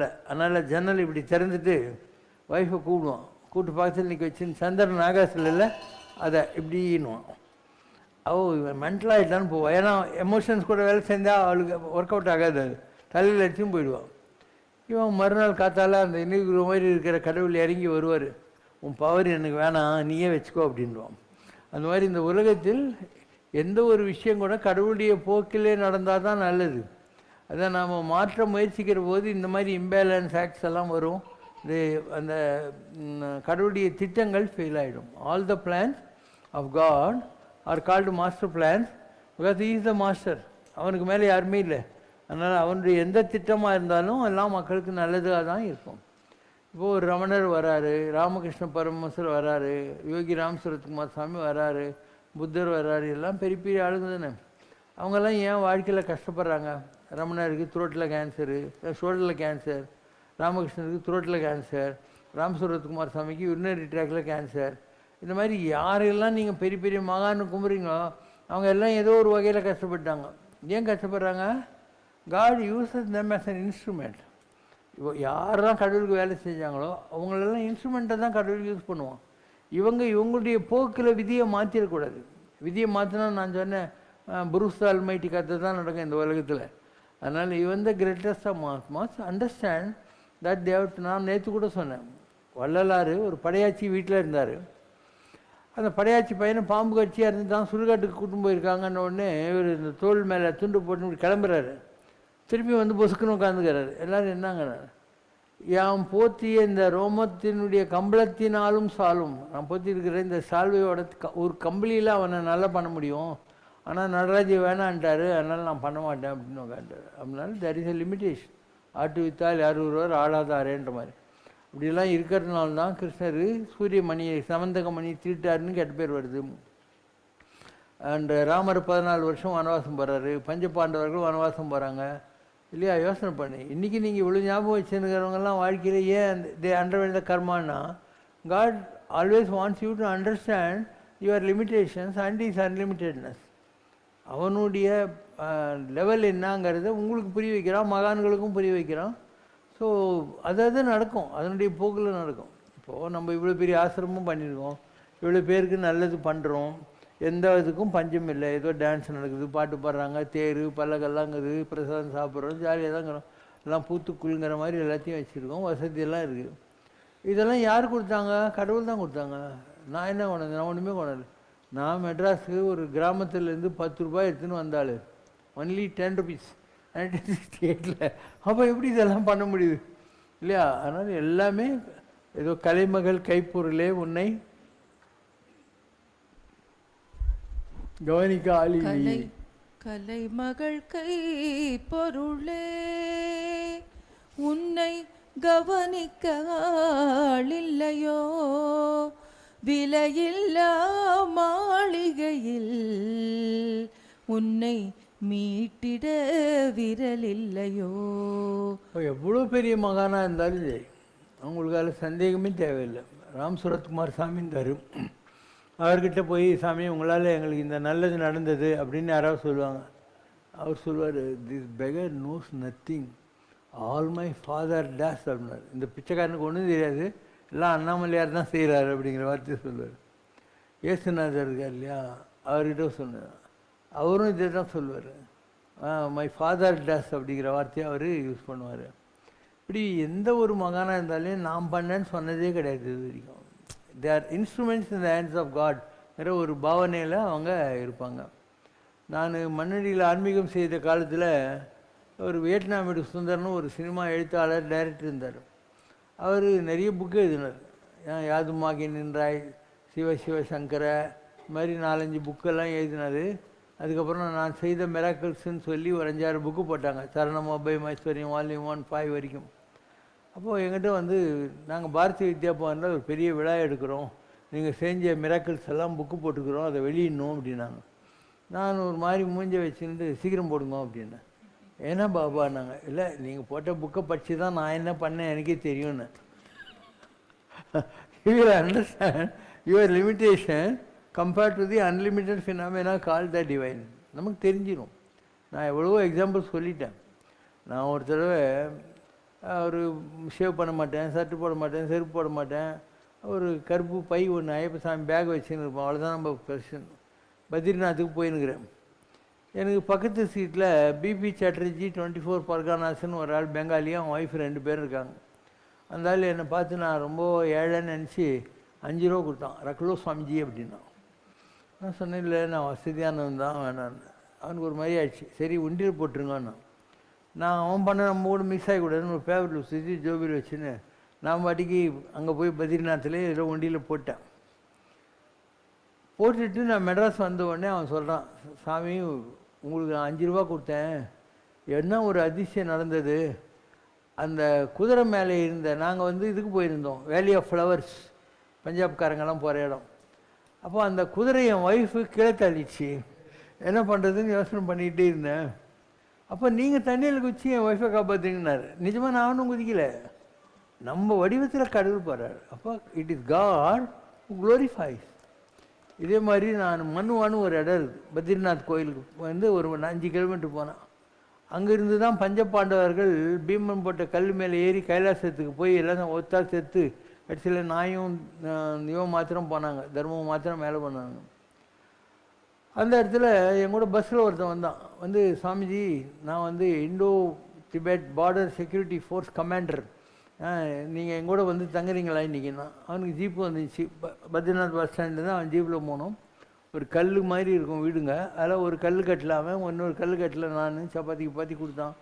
அதுக்கப்புறம் நைட்டு நான் படுத்துருக்கேன். அவன் பேசினேங்கிறான், நான் வந்து ஒரு காஷ்மீரி பண்டிட்டு, என் பேர் பட்டு, நான் 30 வருஷமாக சரஸ்வதி உபாசனை பண்ணுறேன், இது வரைக்கும் எனக்கு ஒன்றும் எக்ஸ்பீரியன்ஸே வரல அப்படின்னு அவன் சொல்கிறான். அப்போ நான் உட்காந்து இந்த ஆள் எந்திரிச்சு உட்காந்து, நீ ஒரு முட்டாள், உலகத்திலேயே சரஸ்வதி கண்ணுக்கு தெரிகிற ஒரே இடம் தான். அதாவது இந்த சரஸ்வதி நதி அங்கேருந்து வருது. வேதவியாசர் பிள்ளையாருக்கு டிக்டேஷன் கொடுக்குற மகாபாரத்தை, அது ஒரே சத்தமாகுதுன்னு முடிச்சுனாரு, பூமி கட்டியில் போயிடுச்சு. அது திருவேணி சங்கமம் அலகாபாத் வரைக்கும் பூமி கட்டியில் தான் போயினே இருக்குது. ஸோ சரஸ்வதி கண்ணுக்கு தெரிகிற ஒரே இடம், நீ பண்ணுற பூஜை பலத்தினால்தான் உன்னை இங்கே கொண்டாந்து உட்கார வச்சுருக்காரு.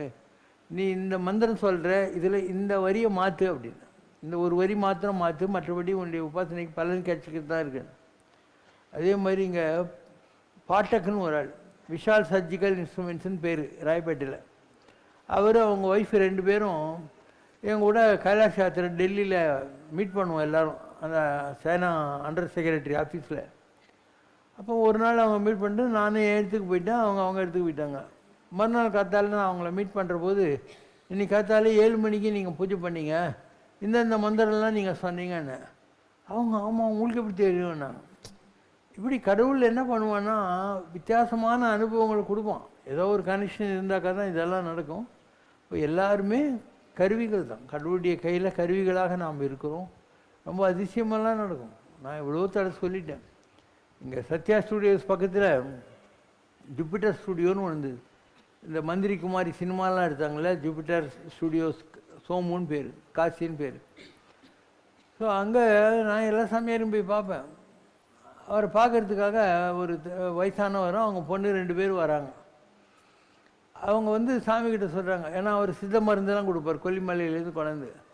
சாமி, இந்த பொண்ணுக்கு 2 தங்கச்சி, அவங்கள படிக்க வச்சு அவங்களுக்கெல்லாம் கல்யாணம் கட்டி கொடுக்கணும், இவள் கல்யாணமே பண்ணிக்கல, இவள் இன்கம் டேக்ஸில் வேலை செய்கிறா, இப்போ கொஞ்ச நாளாக இவளுக்கு கண்ணு தெரியல, சீதாராமனுங்கிற எனக்கும் கண்ணு தெரியல, ஏதோ ஒரு கர்ஸ் இருக்குது எங்கள் குடும்பத்தில், நீங்கள் தான் மூலிகை கொடுத்து சரி பண்ணணும்.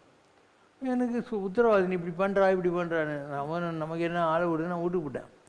நைட்டெல்லாம் தூங்க விடலை, ஏன் பண்ண மாட்டேன்னு. மறுநாள் நானே போனேன், சாமி நேற்று வந்தாங்களா அவங்கள வர சொல்லுன்னு. ஏன் அப்படின்னாரு. ஏதோ ஒரு கணக்கு வருது சாமின்னு. அவர் ஃபோன் பண்ணி அவங்க 2 பேரும் வர சொன்னார். அவங்க 2 பேரும் உள்ளே வர்றாங்க. வந்தவுடனே அந்த பொண்ணு இல்லை, அவளை பலான்னு ஒரு அடி கொடுத்து, அன்றைக்கு அகலிகைக்கு என் கால்பட்டு சாப விமோச்சனம், இன்றைக்கு என் கைப்பட்டு உனக்கு சாப விமோச்சனம், உன் குடும்பத்திற்காக நீ செய்த தியாகம் உன்னை கைவிடவில்லை என்று நீ தெரிந்து கொள் அப்படின்னு அவளுக்கு. அவங்க அப்பனை இங்கே குத்தின்னு, ஏண்டா எந்திரிச்சா உட்காந்தா எந்த குருவாயிரப்பனை கூப்பிட்றியோ அவன் உன்னை கைவிடலன்னு தெரிஞ்சுக்கோன்னு 2 குத்தவனுக்கு ஆகிப்போச்சு. ஏன் செய்யணும்னு நமக்கு என்ன தெரியும், அந்த ஸ்பரத மூமெண்ட் வாங்குது. மறுநாள் அந்த சாமியார் ஃபோன் போட்டார், சங்கரா இதுலேருந்து உனக்கு ரொம்ப நல்ல பேர்ப்பா அப்படின்னாரு. ஏன் சாமி அப்படி? இது மாதிரி அந்த பொண்ணுக்கு கண்ணு ரொம்ப நல்லா வந்துச்சான், அவங்க ஃபோன் பண்ணாங்க, உனக்கும் வந்து பொண்ணு இருக்குது இல்லை, ஊராங்கர்மாவெல்லாம் நீயே வாங்குற அப்படின்னாரு. நான் சொன்னேன், சாமி நான் கர்மா வாங்குறது இல்லை கொடுக்குறது இல்லை, ஏதோ ஒரு இன்ட்யூஷனில் வருது, நான் அந்த மாதிரி பண்ணிகிட்ருக்கிறேன் அப்படின்னு. அதே மாதிரி ஒரு தடவை நான் விரதம் இருந்தேன், பேசவும் மாட்டேன், பசுமாரில் அப்படி தான் இருந்தேன், பசுமார் மாதிரி குடிச்சின்னு உட்காருவோம். எனக்கு யாரும் சொல்கிறாங்க 19 second main road Gandhi Nagar அடையாருக்கு போன்றாங்க. எதுக்கு போகணுன்னு எனக்கு தெரியாது, நான் தான் மோனத்தில் இருக்கிறேன்ல. நேராக அண்ணா நகர்லேருந்து அந்த வீட்டுக்குள்ளே போகிறேன், கதவு திறந்துருக்குது, உள்ளுக்குள்ளே போகிறேன். ஒரு மண்டபத்தில் 3 அடி உயரத்தில் பெருமாள் பஞ்சலோகத்தில், அவர் பக்கத்தில் ஸ்ரீதேவி பூதேவி. நான் தான் மோனில் அவங்ககிட்ட ஒரு பேப்பர் பேனை கொண்டாந்து சொல்லி எழுதினேன், நீ ரொம்ப கஷ்டப்பட்ட, இன்னிலேருந்து உன்னுடைய எல்லா ப்ராப்ளமும் சால்வ் ஆகிடுச்சு, நீ நல்லா இருப்ப பெருமாள் அனுகிரகத்தில் அப்படின்னு சொல்லி நான் படி வந்துட்டேன். அவங்களுக்கு ஒன்றும் புரிஞ்சிருக்காது, யார் இவன், எதுக்கு வந்தான், எதுக்கு இந்த மாதிரி எழுதி கொடுத்தான்னு யாருக்கும் புரிஞ்சே இருக்காது. 1 மாதம் ஆயிருக்கும். அப்போ நான் பேச ஆரம்பிச்சிட்டேன். அப்போ திரும்பி சொல்கிறாங்க போவோம் அப்படின்னு. நான் போகிறேன். அவங்க 2 பேரும் என்னை பார்த்து ஓன்னு அழுகுறாங்க. நான் என்ன அப்படின்னேன்.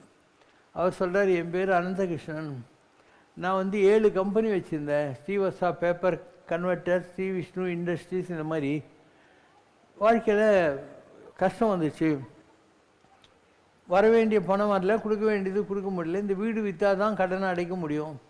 ஆனால் கோர்ட்டில் எல்லோரும் வந்து இந்த வீட்டை விற்கக்கூடாதுன்னு அட்டாச்மெண்ட் பண்ணிட்டானுங்க. நான் என்ன பண்ணுறதுன்னு தெரியல. நேராக மந்திராலயம் போனேன். மந்திராலயத்துலேருந்து ஒரு 140 ரூபாய் இருந்துச்சு. அதை எடுத்து திருப்பதிக்கு வந்தேன்.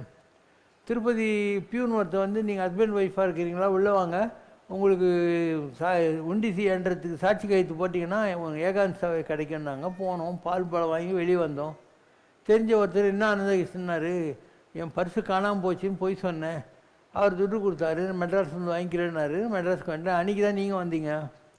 வந்து ஏதோ பண்ணீங்க, எல்லாம் கரெக்டாக தீர்ந்துன்னு சொன்னீங்க, நீங்கள் போயிட்டீங்க. அன்றைக்கே எங்கள் ஆடிட்டர் வந்தார். என்ன உனக்கு ப்ராப்ளம்னாரு. நான் சொன்னது தான் ப்ராப்ளம். சரி, என் பேருக்கு ஒரு பாரா பட்னி எழுதி கொடுன்னாரு. எழுதி வாங்கிட்டு அவரே வந்து அந்த 25% அமௌண்ட்டு கட்டுவாங்க கோர்ட்டில். அது கட்டினாக்கா கார்னிஷ் ஆர்டர்னு பேர். இந்த சொத்தை விற்கிறதுக்கு அவரே பணத்தை கட்டி ஆர்டர் வாங்கிட்டார். அண்டு அந்த வீட்டை விற்று அதில் வர்ற பணத்தை எல்லாருக்கும் கோர்ட்டு மூலமாகவே செட்டில்மெண்ட் பண்ணிட்டு, மீதி இருக்கிற பணத்தை இவர் பேரில் எஃப்டி போட்டு, இவருக்கு 9 கிரவுண்ட்ஸ் ஒன்று கொட்டிவாக்கத்தில் இடம் வாங்கி கொடுத்து, உனக்கு பிஸ்னஸ் எல்லாம் ஒத்து வராதியா, நீ இனிமேல் செட்டில் ஆகிடு வச்சுக்கிட்டுன்னு சொல்லிட்டாரு. இவ்வளோ 1 மாதத்தில் நடந்துச்சு. நீங்கள் 1 மாதம் கழித்து திரும்பியும் வந்தீங்க எங்கள் வீட்டுக்கு. அதனால் எங்களுக்கு ஒன்றுமே புரியல அப்படிங்கிற வார்த்தையை சொல்கிறார். இந்த மாதிரி இப்படி பல விஷயங்கள் நடக்கும். அதனால் நீ எவ்வளோ பெரிய மகானாங்கிறது, தந்தது எந்தன்னை கொண்டது உந்தன்னை சங்கரா யாருக்குள்ள சதுரர் தான் ஆன்மீகம். நம்மளை கடவுள் ஒரு கருவியாக பயன்படுத்தி காரணம் காரியம் கற்றவை கற்பவை அனைத்தும் நற்கரிசை நாரணன் என்று சொல்லக்கூடிய நிலையில் எத்தனையோ பேருடைய வாழ்க்கையில் வெளிச்சத்தை கொண்டு வருகிறான்.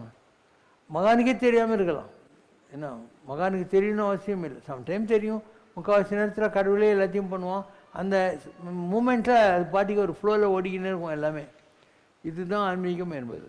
அதனால தான் ஆல் மை ஃபாதர் டஸ்ன்னு ராம் சரத்குமார் சாமி சொல்கிறதுக்கும், திஸ் பெகர் நோஸ் நத்திங்னு சொல்கிறதுக்கும் எல்லாத்துக்கும் இதுதான் காரணம். எல்லா மகான்களுக்கும் இதே மாதிரியான ஒரு அனுபவங்கள் இருக்குது. ஒரு கதை சொல்லி முடிச்சிடுறேன். ஒரு குரு ஒரு சிஷ்யன். சிஷ்யன்கிட்ட அவர் சொல்கிறார், அப்பா நான் சொல்லிக் கொடுக்குறதெல்லாம் உனக்கு சொல்லி கொடுத்துட்டேன், நீ வந்து ப்ராஜெக்ட் பண்ணணும், ஒரு தடவை இங்கேருந்து காசி யாத்திரை போயிட்டு வந்துடுனார். இவன் சரின்னு கிளம்புறான். போகிற வழியில் இவன் செருப்பு வாரம் இருந்து போகுது. அங்கே இருக்கிற ஒரு செருப்பு தைக்கிற தொழிலாளி, எங்கே சாமி போகிறேன்றான். தைச்சிக்கினேன். காசிக்கு போகிறோம்பா அப்படின்னு. சரி, இந்த 1 ரூபா வந்து நீங்கள் காசி உண்டியில் நான் போட்டதாக சொல்லி போட்டுருங்க சாமி அப்படின்னு இவர் கொடுத்த கூலியை அவங்களுக்கு கொடுத்துட்றான். இவர் அதை தனியாக வேஷ்டியில் முடிஞ்சு கட்டிக்கிறார். போயினே இருக்கிறார். அங்கே ஒரு கொள்ளைக்கூட்ட தலைவன் ஒருத்தன் இவரை வந்து பார்த்துட்டு எல்லாத்தையும் எடுன்றான். இவர் எல்லாத்தையும் கொடுக்குறாரு. அது ஏதோ வேட்டியில் மடிச்சு கட்டிக்கிறது. அது ஒரு 7 செருப்பு தைக்கிற தொழிலாளி கொடுத்தது. நீ என்னை கொண்டுட்டு வேணா எடுத்துக்கோ, ஏன்னா என்னை நம்பி கொடுத்துருக்கான் அவனு. இவன் அவனே 1 ரூபா கொடுத்துருக்கான்னா நான் எவ்வளோ பெரிய ஆள் இருந்தா இந்த மூட்டையை கொண்டு போய் காசி விஸ்வநாதருக்கு நான் போட்டேன்னு போடுன்றான். இவர் நேராக காசிக்கிட்ட போகிறார். போனால் ஒரு பிரம்மராட்சசன் ஒருத்தன் பிரம்மணனாக இருந்து தான் கற்ற வேதத்தை யாருக்கும் கற்றுக் கொடுக்காமல் போயிட்டா அவன் பிரம்மராட்சசனாக பிறப்பான். ஸோ அவன் வரான். வா ரொம்ப நாள் ஆச்சு, உன்னை பார்த்தா படித்த ஆள் மாதிரி இதுன்னு சொல்கிறாரு. நீ என்னை சாப்பிட்றது எனக்கு சந்தோஷம்தான், எதுக்கும் உதவாது இந்த உடம்பு. ஆனால் 1 வாரம் எனக்கு டைம் கொடு. நான் காசியில் போய் அந்த 7 செருப்பு தைக்கிற தொழிலாளி கொடுத்த காசு அந்த கொள்ளைக்கூட தலைவி கொடுத்தது உண்டியில் போட்டு நான் அதுக்கப்புறம் நான் வந்துடுறேன் உங்கள்கிட்ட. சரி, நெருப்பு மேலே சத்தியம் பண்ணி கொடுன்றான். காசிக்கு போய் எல்லாம் போட்டு வரான். வந்தால் அந்த ஆள் கூப்பிட்றாரு வரவே இல்லை. இவன் அழுறான், ஐயோ என் சத்தியம் போயாடும் போகிறதுன்னு. அப்போது ஒரு தெய்வ புருஷன் அங்கே வந்து நிற்கிறான், ஒரு தேவர். சாமி, நான் தான் பிரம்மராட்சசன், உங்களை காசிக்கு அனுப்பிச்ச புண்ணியத்தினாலே என்னுடைய கர்ஸ் மன்னிக்கப்பட்டு நான் பழைய தெய்வ வடிவத்தை அடைஞ்சிட்டேன். அங்கேருந்து நேராக போகிறார். ஒரு யானை மேலே ஒரு ராஜா வந்துன்னு இருக்கான். இவரை பார்த்து குச்சி, சாமி தெரியுதா, நான் தான் கொள்ளைக்கூட தலைவன், நான் படுத்துன்னு இருந்தேன், இந்த நாட்டினுடைய ராஜா சேர்த்து போட்டான்னு யானையை விட்டு மாலை போட்டாங்க, அது எங்கள் இடத்துல போட்டுச்சு, நான் இப்போ தான் ராஜா அப்படின்னு. இவருக்கு இன்னும் சந்தோஷம். செருப்பு தைக்கிற தொழிலுக்கு என்னாச்சு பார்த்தா ஒரு பெரிய கடையை வச்சுன்னு உட்காந்துக்கிறான். சொல்கிறான், எனக்கு லாட்ரி வந்துச்சு சாமி, அதனால் நான் ரொம்ப பெரிய ஆள் ஆகிட்டேன் அப்படின்னு. நேராக குருக்கிட்ட போகிறார். நீங்கள் என்ன ப்ராஜெக்ட் போக சொன்னீங்க, எனக்கு இப்போ 2 டவுட் வந்துச்சு. என்னன்றார், ஒரு ஏழை பணக்காரன் ஆகிட்டான், ஒரு கொள்ளைக்கூட்ட தலைவன் ராஜா ஆகிட்டான். ஒரு பிரம்மராட்சசன் தெய்வ வடிவத்தை அடைஞ்சிட்டான். இதையெல்லாம் பண்ண எனக்கு என்ன லாபம் அப்படின்னா, I made a change in so many people's life, what is that I gain அப்படிங்கிற வார்த்தையை சொல்கிறார். அப்போ குரு சொல்கிறாரு, இதுக்கு முன்னால் புக்கில் தான் உனக்கு கடவுள்னு ஒருத்தர் இருக்காருன்னு தெரியும், இப்போ உனக்கு கடவுள் இருக்கார் நிஜமாவேன்றது புரிஞ்சிருக்கும். ஏன்னா அவர் நினச்சார்னா ஒரு ஏழையை இப்படி மாற்ற முடியும், ஒரு கொள்ளை கொடுத்தன்னு ராஜா ஆக்க முடியும், ஒரு தெய்வ புருஷனாக மாற்ற முடியும். இதை நீ ப்ராக்டிக்கலாக தெரிஞ்சுக்கிட்டு இல்லையா, அதுதான் உனக்கு கிடைச்ச ரிவார்டு அப்படின்னா. அப்போ இவன் சொல்லுவான், இவ்வளோ பேருக்கும் இவ்வளோலாம் பண்ணியிருக்கிறேன்னு எனக்கு என்ன லாபம்னு திருப்பியும் சொல்கிறாரு. கடவுள் நினச்சா இந்த உலகத்தில் நடக்கிற எல்லாத்தையும் கடவுள் பார்த்துட்டு இருக்காரு. அவர் நினச்சானா உன்ன மாதிரி ஒரு உதவாக்காரையை வச்சு ஒரு யூஸ்லெஸ் ஃபெலோவை வச்சு கூட இந்த அளவுக்கு இந்த உலகத்தில் எல்லா மாற்றங்களையும் நிகழ்த்துவார். எல்லாத்தையும் கடவுள் பார்த்துன்னு இருக்காரு, உன் வாழ்க்கையில் உனக்கு புரிய வச்சிருக்காரு கடவுள் அப்படின்வார். அந்த மாதிரி தான் இந்த உலகத்தில் எல்லாத்தையும் யாரோ ஒருத்தன் மேலே பார்க்குறான். கண்காணி இல்லை என்று கள்ளம்பல புரிவார் திருமூலர். காணுங்கால் கண்காணி என்று ஒன்று இல்லாத இடமில்லை காணுங்கிறார். எல்லா இடத்துலையும் கடவுளுடைய கண்கள் இருக்கின்றன. கச்சியப்ப சிவாச்சாரியார் சொல்கிறார், எங்கனும் திருவதனங்கள் எங்கனும் திருக்கதங்கள், எல்லா இடத்துலையும் கடவுள் தான் இருக்கான். இந்த வார்த்தையை கச்சியப்ப சிவாச்சாரியார் கந்தபுரம்னு சொல்கிறார். அதனால் எல்லாத்தையும் கடவுள்னு ஒருத்தர் இருக்கான், அவன் பார்த்துட்டே இருக்கான். அவன் எல்லாத்தையும் பேலன்சிங் ஆர்ட்டுன்னு சொல்லுவாங்க. என்ன பண்ணணுங்கிறத மனிதர்களை கருவியாக வைத்து அவன் அழகாக இந்த உலகத்துக்கு படியெழுந்துருக்கான். தெய்வம் மானுஷ ரூபேன அப்படின்னா அதுதான் அர்த்தம். கடவுள் மனித வடிவத்தில் இருக்கிறது. எல்லாத்தையும் தெரிஞ்சு நான் கம்பர் ராமாயணத்தில் என்ன எழுதுறாரு, மானுடம் வென்றதம்மாங்கிறார். ஒரு ராமர் ஒரு மனிதனாகவே பிறந்து மனிதனாகவே வாழ்ந்து வளர்ந்து மனிதனாகவே இவ்வளோ விஷயங்களை சாதித்து காமிச்சார். அதனால் மானிடம் வென்றது அம்மாங்கிற வார்த்தையை பயன்படுது. அதனால் நம்ம பார்க்குற எவ்வளோ பெரிய மகான்களாக இருந்தாலும் தேர் also under the karma.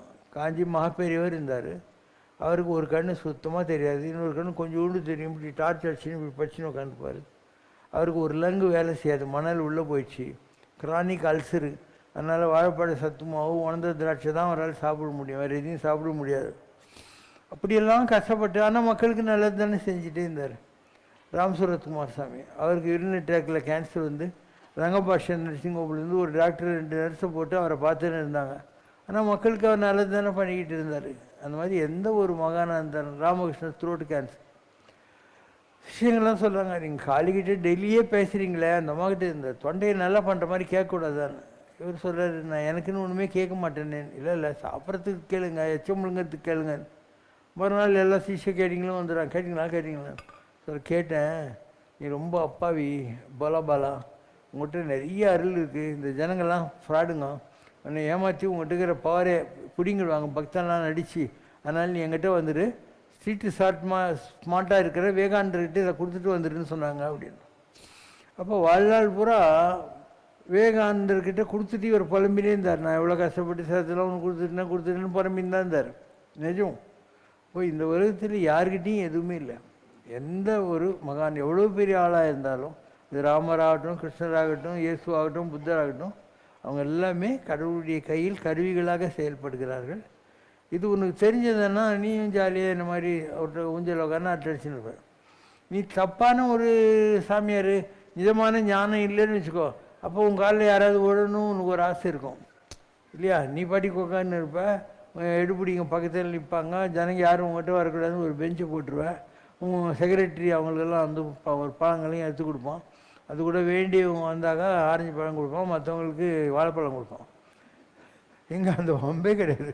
I handle my work directly இல்லையா? உங்களுக்கு இந்த பசங்கள்லாம் சர்வ் பண்ணாங்க, அவங்கெல்லாம் சர்வ் பண்ணுறதெல்லாம் பார்த்து முடிச்ச உடனே அவங்களுக்கு ஒரு சாப்பிட்றதுக்கு கொடுத்துட்டோம். நம்ம யார் வராங்க யார் போகிறாங்க எல்லாமே நமக்கு தெரியும். தெரியாத ஒன்றும் நம்ம ஆன்மீகத்தில் இல்லை இல்லையா? ஸோ ஆன்மீகம் ரொம்ப பெரிய பாஷை. நீ நிஜமாகவே ஆன்மீகத்தை புரிஞ்சுக்கிட்டியானா சிம்பிளாக இருப்பேன். எல்லாரோட பெரியவர் யார்? வெங்கடாயலபதி. அவரை பற்றி என்ன மந்திரம்? சுலபாய சுசீலாய, ரொம்ப சுலபமாக பார்க்கக்கூடிய ஆள். சுசீலம்னா எல்லா நல்ல குணங்களும் உள்ள ஆளுன்னு அர்த்தம். முருகனை பற்றி என்ன சொல்லுவாங்க? உல்லாச நிராகுல சல்லாவ வினோதகனும் நீ அலையும். உல்லாசமாக இருக்கிற ஆள். ஆக்குலம்னா கவலை, நிராகுலம்னா கவலை இல்லாத மனிதன், வருத்தப்படாத வாலிபர் சங்கத்தின் தலைவர். நிராகொலை சல்லாப அண்ணா ஜாலியாக அட்ரஸ்ன்னு உட்காந்துக்கிறாரு. வினோதகன் புரிஞ்சிக்கவே முடியாது. இதெல்லாம் தான் டெஃபினிஷன். அதனால் எவ்வளோ மேலே போயிட்டாங்களோ அவங்க அவ்வளோ சிம்பிளாக இருப்பாங்க. இந்த ஒன்றும் இல்லாத ஆள் தான் நிறைய குறை கூடம் தழும்போம், நிறைய கூடம் தழும்பாது. அதனால் சிவசங்கர் பாபா மாதிரி இவ்வளோ பண்ணிட்டு யாராவது இருந்தான்னா அவனை பிடிக்க முடியாது. நம்ம ஜாலியாக இருக்கும். எதுலேயும் நமக்கு இன்ட்ரெஸ்டே கிடையாது. இதுலேயும் இன்ட்ரெஸ்டே கிடையாது. நம்ம பணத்தை தொடர்றது கூட கிடையாது. அதனால் சிவசங்கர் பாபாவாக நீ மாறுவது என்பது விளையாட்டு கிடையாது. It's very difficult, but we have streamlined an administration, we have streamlined the management. So we will see what next. When it happens, we will know what next.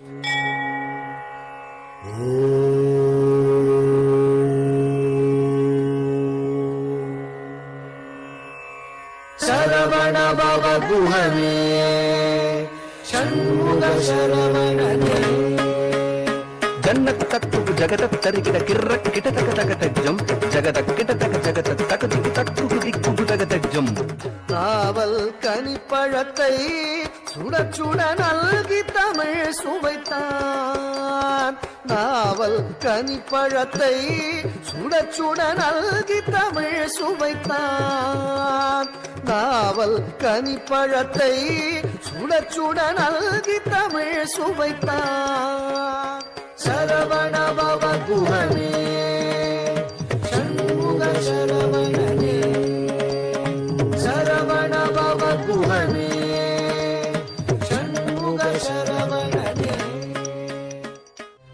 Maanada மயிலான Gananathan தானாட மங்கை சிவகாமியாட மீனாளின் கண்ணாட கூத்தனும் தானாட மாயோனும் பிரம்மனும் ஆட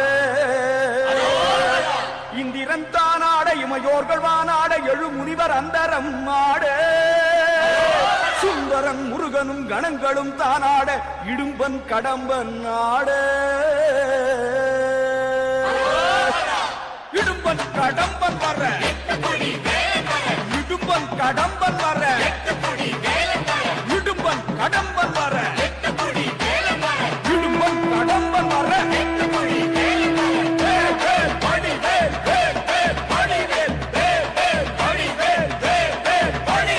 இடும்பன் கடம்பன் ஆடி வர எட்டு குடி வேலன் வர பத்து மடையின் உடம்பு குலுங்குது. கடம்ப வனத்தில் மரங்கள் உடைத்து காவடிகள் நூறு வடித்து தேவகணங்கள் காவி குதிக்குது. பூலோக வைகுந்தம் எங்கே எங்கே புவி போற்றுகின்ற மண்ணடியா அங்கே அங்கே பொன்னான கைலாசம் எங்கே எங்கே எங்கள் கண்ணான சிவசங்கர் எங்கோ அங்கே சங்கோசை முழங்குவதும் எங்கே எங்கே சிவசங்கரனின் கோயில் அங்கே அங்கே சந்தன வாடையதும் எங்கே எங்கே எங்கள் பிருந்தாவன தெய்வம் எங்கே அங்கே துளசி மணப்பதுவும் எங்கே எங்கே எங்கள் தூயவனாம் சிவசங்கர் எங்கோ அங்கே கானங்கள் கேட்பதுவும் எங்கே எங்கே எங்கள் கடவுள் மாமா சன்னதியாம் அங்கே அங்கே கர்மவினை அகலுவதும் எங்கே எங்கே பாபா கருணை பொழியும் கண்களிலே அங்கே அங்கே அபயம் என்றால் ஐஸ்வர்யம் கிடைப்பதும் எங்கே சரணம் என்றால் சம்ரக்ஷணம் எங்கோ அங்கே பூலோக வைகுந்தம் எங்கே எங்கே புவி போற்றுகின்ற மண்ணடியாம் அங்கே அங்கே புவி போற்றுகின்ற மண்ணடியாம் அங்கே அங்கே தூவின சிகிமேல் வரு தூய செச்சயனே ஓவிலர் புதனே ஒழியா விழுப்பதனே சாவினி தேர்சார் தலையாய சித்துணையே ஆவி மட்கினுமே எனதாசை விட்டிடுமோ எனதாசை விட்டிடுமோ எனதாசை விட்டிடுமோ. வா முருகா பதம் தா முருகா முருகா வா முருகா பதம் தா முருகா வடிவேல் முருகா என்னை ஆள் முருகா வடிவேல் முருகா என்னை ஆள் முருகா முருகாவா முருகா மால் மருகா சக்திவேல் முருகா மால் மருகா சக்திவேல் முருகா தாழ் பணிந்தேன் தஞ்சம் தா முருகா தாழ் பணிந்தேன் தஞ்சம் தா முருகா முருகாவா முருகா பார் முருகா நீ அன்றி யார் முருகா பார் முருகா நீ அன்றி யார் முருகா என்னை கார் முருகா செந்தூர் முருகா வெற்றிவேல் முருகா வினை தீர் முருகா வெற்றிவேல் முருகா வினை தீர் முருகா தங்க தேர் முருகா சங்கரா முருகா தங்க தேர் முருகா சங்கரா முருகா முருகாவா முருகா பதம் தா முருகா முருகாவா முருகா இங்கு நோக்கினும் சிவசங்கரம் எல்லா முகமும் சிவசங்கரம் எம்மந்திரமும் சிவசங்கரம் ஓ என்னிலும் அந்த சிவசங்கரம் காற்று பாடும் சிவசங்கரம் கடலலை முழங்கும் சிவசங்கரம் ஊற்றின் சிரிப்பும் சிவசங்கரம் உயர்ந்த மலையும் சிவசங்கரம் வானின் நீலம் சிவசங்கரம் வட்ட நிலாவும் சிவசங்கரம் செங்கதிருள்ளும் சிவசங்கரம் கண் சிமிட்டும் மீன்களும் சிவசங்கரம் தீயில் சுடரிடும் சிவசங்கரம் அதை தீண்டிடும் சுகமும் சிவசங்கரம் தாயும் தந்தையும் சிவசங்கரம் என் தாய் நாடும் ஸ்ரீ சிவசங்கரம் மலரில் சிரிக்கும் சிவசங்கரம் அதில் மனமாய் இழுக்கும் சிவசங்கரம் உண்ணும் உணவும் சிவசங்கரம் என் உயிரே அந்த சிவசங்கரம் காணும் கனவுகள் சிவசங்கரம் கருத்தில் நடமிடும் சிவசங்கரம் கவிதையின் உட்பொருள் சிவசங்கரம் என் காவிய நாயகன் சிவசங்கரம் சொந்த பந்தங்களும் சிவசங்கரம்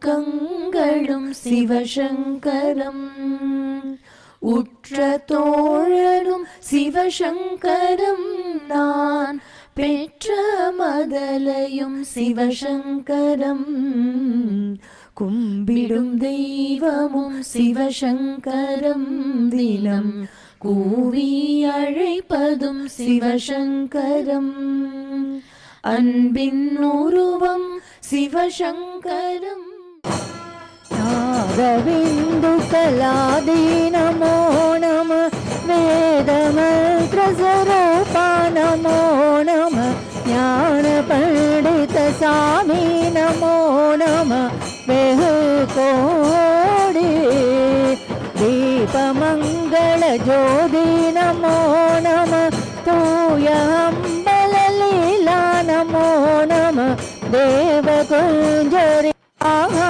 நமோ நம அருள் தாராய் வீரலும் பர கோலால பூஜையும் கோதலும் துணையாசாரமே வீரமும் குரு ஸ்ரீபாத சேவை